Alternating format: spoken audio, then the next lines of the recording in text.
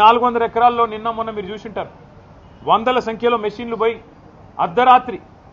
నేను అడుగుతా ఉన్నా మీరు ఒకటి ఆలోచన చేయండి శుక్రవారం శనివారం ఆదివారం ఈరోజు సోమవారం రంజాన్ ప్రభుత్వానికి తెలిసి 4 రోజులు కోర్టుకు సెలవులని అందుకే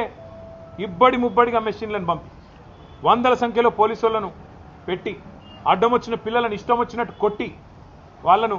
ఆడపిల్లలను చూడకుండా బట్టలు జింపి ఒక దుశ్శాసన పర్వానికి తెరదీసి ఇంత అరాచకం ఏదైతే రేవంత్ రెడ్డి ప్రభుత్వం చేస్తున్నదో మరి అక్కడ పక్షులు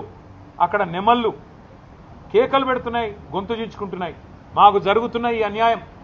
మీకు కనబడతలేదా వినబడతలేదా అని చెప్పి రోధిస్తున్నాయి ఏడుస్తున్నాయి ఇది మీకు వినబడతలేదా రాహుల్ గాంధీ గారు నేను అడుగుతా ఉన్నా పర్యావరణ ప్రేమికులు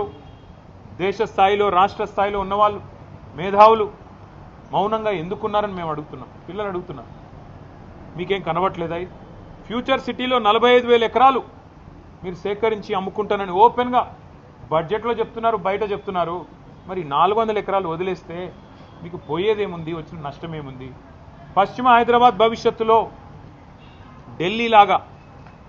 ఎయిర్ క్వాలిటీ దెబ్బతిని ఊపిరి పీల్చుకోవడమే కష్టమయ్యే ప్రమాదం ఉండే అవకాశం ఉంది మీరు ఈ 2,400 2,500 ఎకరాలు ఇట్లే ఉండనిస్తే సెంట్రల్ యూనివర్సిటీ కింద అది బ్రహ్మాండంగా మరి మనకి ఇక్కడ లంగ్ స్పేస్ లాగా కూడా ఉపయోగపడుతుంది ఒక విశ్వవిద్యాలయానికి కూడా ఉపయోగపడే అవకాశం ఉంది